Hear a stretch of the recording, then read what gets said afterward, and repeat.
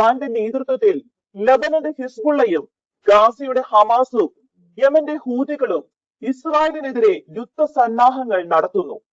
തുർക്കിയും ഇസ്രായേലിനെതിരെ ഭീഷണിയുമായി രംഗത്ത് വന്നിരിക്കുന്നു.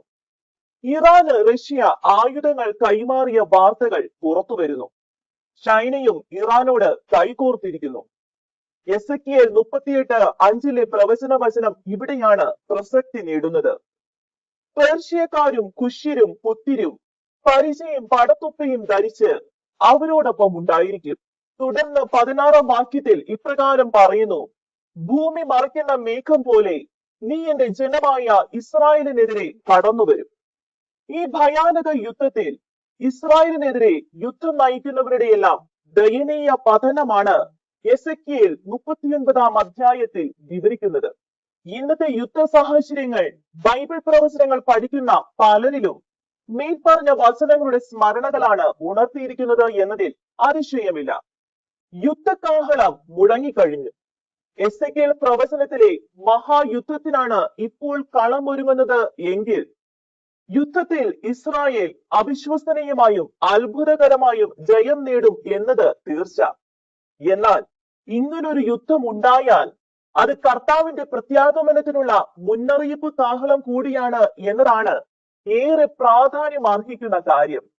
സങ്കീർത്തനങ്ങൾ 83:4 പറയുന്നത് പോലെ, വരുവിൻ, ഈ ജനത മുഴുവനെയും നമുക്ക് തുടച്ചു മാറ്റാം.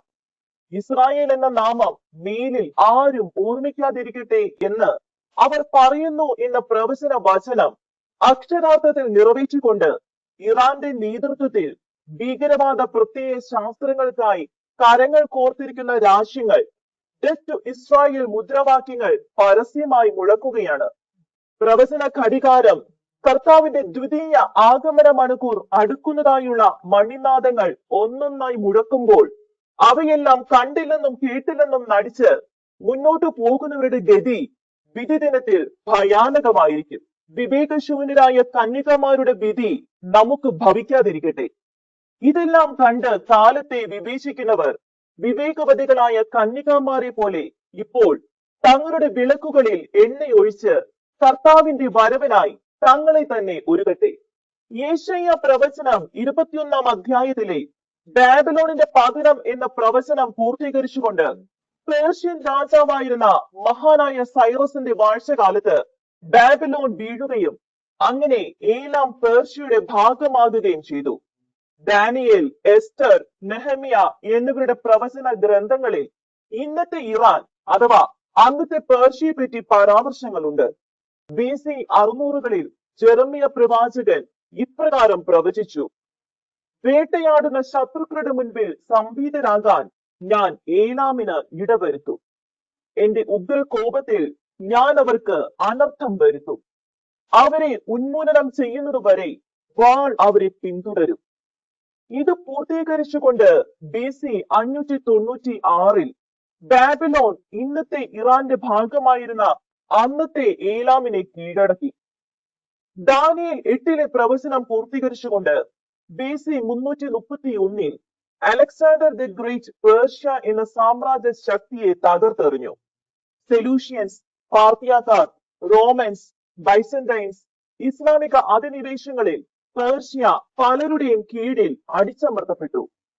പക്ഷേ അവസാന നാളുകളിൽ ഏലാമിന്റെ ഐശ്വര്യം ഞാൻ പുനഃസ്ഥാപിക്കും, കർത്താവ് അരുളി ചെയ്യുന്നു എന്ന് ജെറമ്യ 49:39 പറയുന്നത് പോലെ 1501 ഇറാൻ ഒരു രാജ്യമായി വീണ്ടും ഉയർത്തപ്പെട്ടു. എന്നാൽ 1935 വരെ പേർഷ്യ എന്നു തന്നെയായിരുന്നു പലയിടങ്ങളിലും, പ്രത്യേകിച്ച് പാശ്ചാത്യ ലോകത്ത് ഇറാൻ അറിയപ്പെട്ടിരുന്നത്. ഏലാം, പേർഷ്യ എന്നീ പേരുകളിലാണ് പഴയ നിയമത്തിൽ ഇന്നത്തെ ഇറാനെ വിശേഷിപ്പിച്ചിട്ടുള്ളത്.